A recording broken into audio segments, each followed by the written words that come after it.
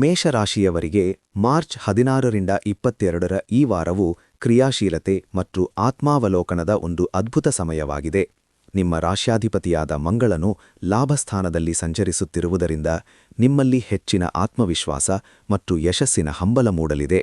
ಇದು ನಿಮ್ಮ ನಾಯಕತ್ವದ ಗುಣಗಳನ್ನು ಜಗತ್ತಿಗೆ ಪ್ರದರ್ಶಿಸಲು ಮತ್ತು ಹೊಸ ಹಾದಿಯಲ್ಲಿ ಸಾಗಲು ಅತ್ಯಂತ ಸೂಕ್ತವಾದ ಸಮಯವಾಗಿದೆ. ಉದ್ಯೋಗ ಮತ್ತು ಆರ್ಥಿಕತೆಯ ವಿಷಯಕ್ಕೆ ಬಂದರೆ ನಿಮ್ಮ ವೃತ್ತಿಪರ ಸಂಪರ್ಕಗಳ ಮೂಲಕ ಹೊಸ ಅವಕಾಶಗಳು ಹುಡುಕಿಕೊಂಡು ಬರಲಿವೆ. ನೀವು ದೊಡ್ಡ ಗುರಿಗಳನ್ನು ತಲುಪಲು ಉತ್ಸುಕರಾಗಿದ್ದರೂ ಬುಧನ ವಕ್ರಗತಿಯಿಂದಾಗಿ ಸಂವಹನದಲ್ಲಿ ಸ್ವಲ್ಪ ಗೊಂದಲಗಳು ಉಂಟಾಗಬಹುದು. ಆದ್ದರಿಂದ ಯಾವುದೇ ದಾಖಲೆಗಳಿಗೆ ಸಹಿ ಮಾಡುವ ಮುನ್ನ ಅಥವಾ ಹಣಕಾಸಿನ ವ್ಯವಹಾರ ಮಾಡುವಾಗ ಎಚ್ಚರಿಕೆ ವಹಿಸಿ. ಹೊಸ ಯೋಜನೆಗಳನ್ನು ತರಾತುರಿಯಲ್ಲಿ ಆರಂಭಿಸುವ ಬದಲು ಈಗಿರುವ ಯೋಜನೆಗಳನ್ನು ಪರಿಶೀಲಿಸಿ ಸರಿಪಡಿಸಿಕೊಳ್ಳುವುದು ಬುದ್ಧಿವಂತಿಕೆ. ಗುರುಗ್ರಹದ ಶುಭದೃಷ್ಟಿಯು ನಿಮ್ಮ ಕೌಶಲ್ಯ ವೃದ್ಧಿಗೆ ಮಾಡುವ ಪ್ರಯತ್ನಗಳಿಗೆ ಭವಿಷ್ಯದಲ್ಲಿ ಉತ್ತಮ ಫಲ ನೀಡಲಿದೆ. ಸಂಬಂಧಗಳ ವಿಷಯದಲ್ಲಿ ಈ ವಾರ ಬಹಳ ಮಧುರವಾಗಿರುತ್ತದೆ. ಉಚ್ಚ ಸ್ಥಾನದಲ್ಲಿರುವ ಶುಕ್ರನು ನಿಮ್ಮ ಸಂಬಂಧಗಳಲ್ಲಿ ಪ್ರೀತಿ ಮತ್ತು ಸಾಮರಸ್ಯದ ಬೆಳಕನ್ನು ಚೆಲ್ಲಲಿದ್ದಾನೆ.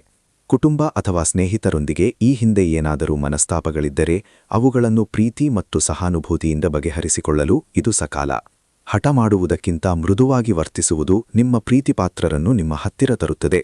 ಆರೋಗ್ಯದ ದೃಷ್ಟಿಯಿಂದ ನೀವು ದೈಹಿಕವಾಗಿ ಚಟುವಟಿಕೆಯಿಂದ ಇರುತ್ತೀರಿ, ಆದರೆ ಮನಸ್ಸು ಸ್ವಲ್ಪ ಅಸ್ಥಿರವಾಗಿರುವ ಸಾಧ್ಯತೆಯಿದೆ. ಆದ್ದರಿಂದ ಸರಿಯಾದ ನಿದ್ರೆ ಮತ್ತು ವಿಶ್ರಾಂತಿಗೆ ಆದ್ಯತೆ ನೀಡಿ. ದಿನದಲ್ಲಿ ಸ್ವಲ್ಪ ಸಮಯ ಧ್ಯಾನ ಅಥವಾ ಯೋಗ ಮಾಡುವುದರಿಂದ ಮಾನಸಿಕ ಶಾಂತಿ ಪಡೆಯಬಹುದು. ಪೌಷ್ಟಿಕ ಆಹಾರ ಸೇವನೆಯ ಮೂಲಕ ನಿಮ್ಮ ಆರೋಗ್ಯವನ್ನು ಕಾಪಾಡಿಕೊಳ್ಳಿ.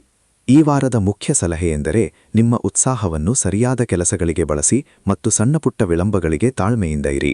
ಮೇಷರಾಶಿಯವರೇ, ಕೆಲವೊಮ್ಮೆ ನಿಧಾನವಾಗಿ ಹೆಜ್ಜೆ ಇಡುವುದೇ ಗುರಿ ತಲುಪಲು ಸುಲಭವಾದ ದಾರಿಯಾಗಿರುತ್ತದೆ. ನಿಮ್ಮ ಅಂತಃಪ್ರಜ್ಞೆಯನ್ನು ನಂಬಿ ಮುನ್ನಡೆಯಿರಿ. ಈ ವಾರ ನಿಮಗೆ ಅತ್ಯಂತ ಶುಭದಾಯಕವಾಗಿರಲಿ.